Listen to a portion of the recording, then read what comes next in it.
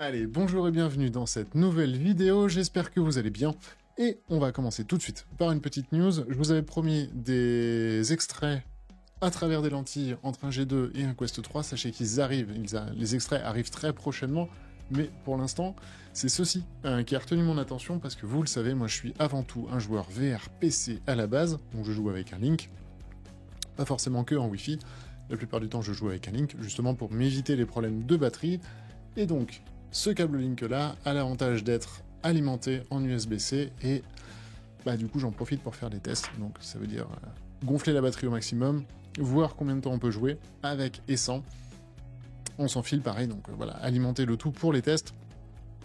Bref, ça m'a pris un temps un petit peu considérable, on va pas s'en cacher. Voilà, ça c'était pour la news. Je vous propose de démarrer directement sur le programme, et aujourd'hui on va voir quoi? On va voir des rumeurs sur l'Apple Vision Pro, et peut-être pas que, du coup sachez qu'il devrait y avoir des casques sous les cartons aussi du côté de chez Apple, comme on a pu voir hier du côté de chez Meta, et ça fait plaisir. Petit combo, une petite défiance, Meta versus Apple, vous le savez, de ce côté-là. iFixit, qui est quand même le référent en matière de réparation, voilà, qui a décortiqué le Quest 3 pour nous. Je n'allais pas en casser un du coup pour vous montrer ce qu'il y a dedans, et on va voir un petit peu ce qui en résulte de tout ça. Et puis un modeur, plus particulièrement un modeur, fait tellement du bon boulot qu'il se fait embaucher par Valve. C'est formidable pour lui, et ce sera la dernière news de la journée. Je vous propose de démarrer tout de suite avec Apple. Apple qui bosse du coup sur pas mal de soucis. Vous savez, ils ont présenté il y a peu le modèle Apple Vision Pro. Bien évidemment, ça a été l'occasion pour les journalistes et les testeurs, en fait, tout simplement de donner leur feedback, de donner leur retour. Parmi les retours les plus conséquents, le casque est trop lourd. Et effectivement, pour cause, il fait quasiment 1 kg le pépère.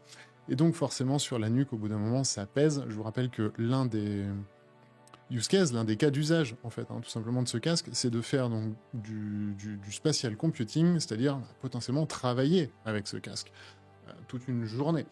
Ce qui commence à devenir un petit peu problématique au bout d'un moment si le casque fait donc 1 kg. Donc c'est l'un des axes majeurs sur lequel Apple travaille, mais pas que. Le deuxième axe sur lequel Apple travaille, c'est également le fait de pouvoir vous fournir en fait des lentilles. Apple a bien compris que les casques sont quelque chose d'assez intime finalement, très personnel en tout cas, comme une paire de lunettes. C'est un petit peu l'idée, un petit peu le délire. Initialement, était prévu dans les Apple Store de pouvoir mettre tout type de lentilles sur tout type de prescription, et puis on y va. Le problème, c'est que c'était un petit peu trop, ça risquait de perdre les gens. Ils se rétractent pour tout simplement pouvoir faire des achats directement sur le site de Meta grâce aux prescriptions, exactement comme vous pouvez l'avoir sur un VR Rock ou les accessoiristes en tout cas par rapport à du Quest 3. C'est ce qu'on y apprend, mais on n'y apprend pas que. C'est-à-dire que Meta devrait travailler sur un casque beaucoup moins cher, qui ne serait pas estampillé Pro.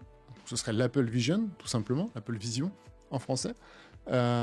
Qui serait du coup quelque chose de beaucoup plus accessible. Alors on va espérer, selon les estimations, entre du 1500 et du 2000 €. En fonction de ce qu'il y a dedans, pourquoi pas? Ça peut valoir éventuellement le coup. En fonction de ce qu'il y a dedans, selon ce que Meta fait et arrive à faire aussi avec son Quest 3, à voir. En tout cas, 4000, c'était définitivement bien trop élevé pour le grand public, ça c'est certain. Est-ce que les gens s'en empareront pour 1500 ou 2000 €? Personnellement, j'ai un gros doute sur le grand public à 1500 €, sachant que le Meta Quest 3, lui, est quand même plus aux alentours des 650. À voir, voire 500 d'ailleurs. Donc à voir du coup là-dessus.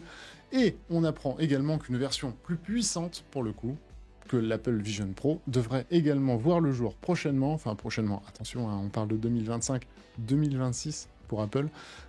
Détendons-nous, c'est pas si prochain, c'est pas si proche que ça. Mais par contre, du coup, clairement, on serait au-dessus. Donc du coup, des 4000 € annoncés pour le Vision Pro. Et là, la question se pose, qui va se permettre de se payer ça? Qu'est-ce que ça va apporter concrètement?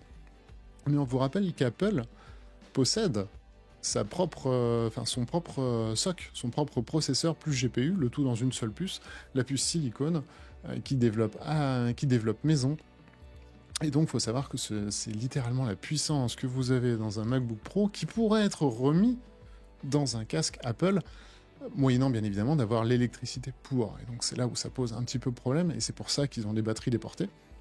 Et ben, c'est que tout ça, il faut bien l'alimenter. Et ça pose quelques petits soucis forcément, et on va le voir. Très bonne transition d'ailleurs, on va le voir, je m'auto-congratule là-dessus. Très bonne transition, on va voir du coup la batterie du Quest 3. Regardez la taille de cette batterie. Alors bien évidemment c'est sur iFixit que vous aurez du coup les informations. Je vais vous virer les sous-titres. C'est sur iFixit que vous aurez les informations. C'est un site, enfin c'est une chaîne YouTube même d'ailleurs, qui démonte absolument tous les objets pour y trouver leurs indices de réparabilité ou de réutilisabilité. Et donc en démontant, eh bien, on apprend énormément de choses, comme le fait que cette batterie, voilà, un timing parfait, soit de 19 Wh, là où sur le Quest Pro on était à 20, et sur le Quest 2 nous étions à 14. Donc on est, forcément, il y a plus de capteurs, donc on a besoin d'alimenter beaucoup plus, c'est normal, pas de souci là-dessus. On retire, une fois qu'on a retiré la batterie, on va s'attacher un petit peu à l'écran. Décidément, il le fait pile poil dans le bon timing pour moi. On va s'attacher à l'écran. Et là, douche froide. Douche froide. Une fois tout ça déballé, une fois l'écran en fait sous les yeux, on se rend compte que la Dell LCD est de très mauvaise qualité, très cheap, très pauvre en fait. Et c'est vraiment dommage. Alors, bien évidemment, tout ce qui n'est pas entre guillemets faux test / preview, du coup, vont vous l'annoncer là très prochainement, après avoir commencé à réellement utiliser le Quest 3. Mais malheureusement, voilà, c'est ça. Le contraste n'est pas à la hauteur. La colorimétrie n'est pas mauvaise, mais par contre, les couleurs bavent vraiment beaucoup. Et ça, je vous l'avais dit lors de la preview. Vous retrouverez le live qu'on avait fait directement. C'est le contraste. Alors, moi, j'étais issu du Quest Pro à la base. Et là, pour le coup, la différence entre les deux, elle est vraiment extrêmement flagrante. C'est dommage. Rappelez-vous, par rapport à la news d'hier, moi j'aimerais bien qu'ils nous sortent un Quest 3 Pro, éventuellement, avec la dalle du Quest Pro. Pourquoi pas, ou alors un Quest Pro 2 carrément. Parce que franchement, c'est un petit peu dommage, moi qui switch de l'un à l'autre, honnêtement. Sur certains aspects, ça pique un petit peu les yeux, on va pas s'en cacher. Bon, bref, tout ça c'est en attendant le test officiel qui tombera sur la chaîne d'EliVR sous une petite...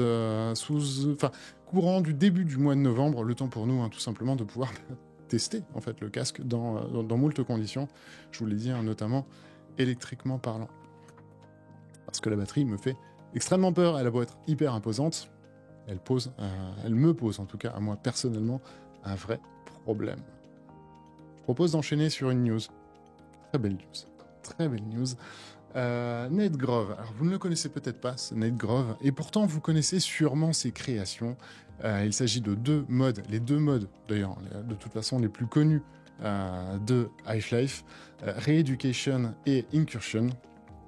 Là, si je vous passe directement, un petit coup le trailer, du coup, de Re-Education, voilà, en fond, eh bien, sachez qu'il s'est fait embaucher par Valve, tellement il faisait du bon boulot, et tellement ses modes, en fait, étaient cohérents par rapport à ce que par rapport à ce que cherchait et voulait faire Valve sur Half-Life Alyx.